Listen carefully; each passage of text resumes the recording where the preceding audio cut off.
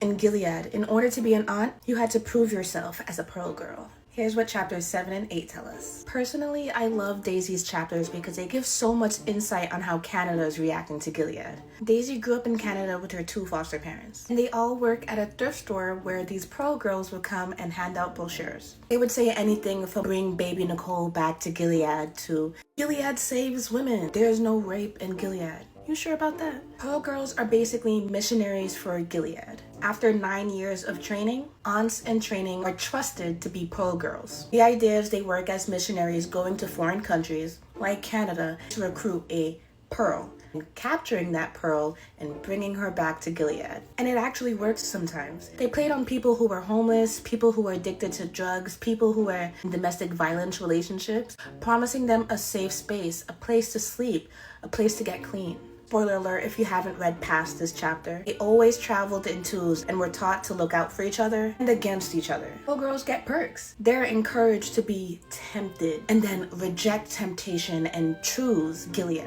Aunts are allowed to read and write, and they don't have to get married or forced to have children. In Gilead, there's only so many rules a woman can fit into. I'm not surprised people chose to be a Pearl girl. And if you're reading along in the book club, let me know what you thought of chapters 7 and 8.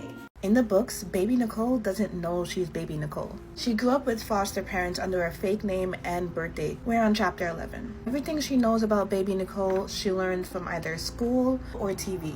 Both Gilead and Mayday uses the face for political advantage. For Gilead, baby Nicole represented that they were a victim too. For Mayday, baby Nicole represented liberation. Watched a documentary in school that baby Nicole was smuggled out by her mother, who was a handmaid. Her father was a top commander. So the public story was that Fred was the father, not Nick. So under Gilead law, Nicole was property of Gilead, and a commander was her legal parent. Gilead accused Canada of abating kidnappers, and Canada was forced to comply.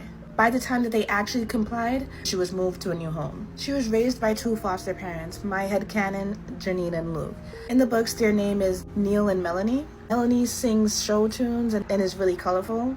Hello, Janine. Neil is described as good with numbers and machinery. Hello, Mr. Bomb Squad over here. Having grown up in a world where Gilead already exists, she always kind of suspected that her parents weren't always her parents, acted like helicopter parents. Same time of being helicopter parents, they also never took pictures of her and wasn't sentimental in that way. And unfortunately, she learned the real reason that they were always so overprotective of her on her 16th birthday when they died in a terrorist attack. That day, she learned her true identity. She's Nicole, baby Nicole. If you're reading along in the book club, let me know what you thought of this chapter. When the sons of Jacob took over, they had a flowchart checklist with everyone's name on it, whether you would become an econowife, Martha, or handmaid. And then they would shove you into an unmarked van to the high school, box store, or stadium. Let's see where you would fall. Chapter 12.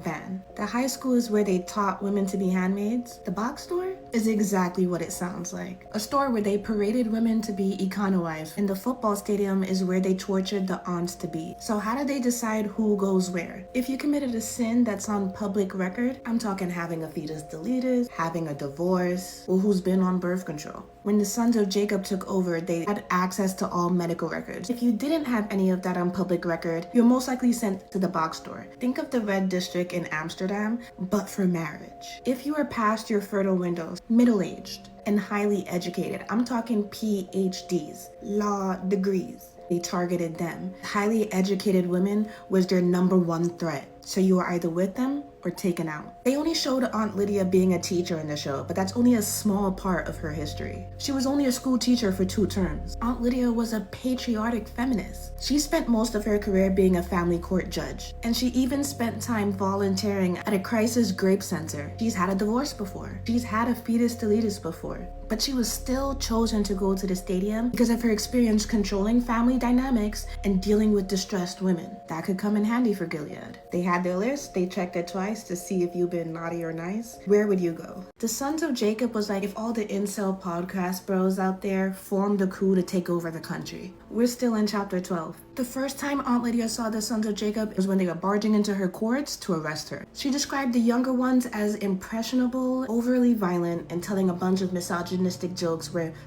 women is the punchline. She described the older sons of Jacob as these jaded, middle-aged men with receding hairlines and no light behind their eyes. They held the puppet strings to the younger sons. These older sons preyed on weaker, insecure men that felt like the world was against them and fueled this insecurity, blaming it on women. If women were home cooking and cleaning and taking care of their kids, then you would have a job. So when the sons of Jacob gave them a job, gave them power, they pledged their undying loyalty. Even if they didn't agree with all of their values, they never spoke up or protested out of fear of losing their new social class. If we don't foster welcoming spaces for young lost men, the wrong people might create a safe space for them. Gilead is the safest space for incel weak men. Hannah gets an evil stepmother, Paula. We're in chapter 13. In Gilead, the only way out of your marriage is to become a widow. After Tabitha dies, Commander Kyle remarries another widow, Paula. Paula's husband was found dead in his study with his pants pulled down. Obviously, the main suspect was the handmaid that was found down the block trying to escape with the map.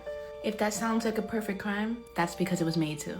Paula killed her husband herself. She pretended to be an ally to the handmaid and gave her a fake map, telling her that she was helping her escape. But when the handmaid got lost, because she was using a fake map, she was caught and made the obvious suspect. Paula set her up. The aunts knew all along and let them get away with it. A wife killing her husband in Gilead is bad press. A handmaid killing their commander happened. Instead of punishing her, Aunt Lydia holds this information against her. It's blackmail. Hannah's only way out is to become an aunt. Paula nearly refuses to give her permission until Aunt Lydia reminds her. Aunts are always watching, never forgetting the real truth.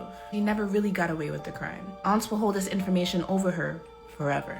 In wife school, aunts teach their daughters the concubine story. Chapter 14. A traveler's concubine, aka their handmaid, ran away from them back home to their father. So the traveler went to their father's house to get them again. The father willingly gave his daughter up again to be the traveler's concubine. While the traveler and concubine travel once more, they are faced with an angry mob that threatens to rape them. The coward traveler pushes the concubine into the angry mob, sacrificing her. The angry mob ended up raping and killing her. The aunts use this lesson to scare the women into submission. They frame escaping as a dangerous, selfish act that could end up with more people being hurt than you intended, to brainwash them. The story never sat right with Hannah. When Hannah finally becomes an aunt, she's able to read the unredacted Bible and learn the true story. The concubine was avenged. The real story ends with the concubine getting cut into 12 pieces, each piece being sent to each tribe, declaring war based on how the concubine was treated. The tribe responsible for the murder ended up being obliterated. Any survivors were banned from marrying or making new children. Hannah learns that Gilead isn't Christian.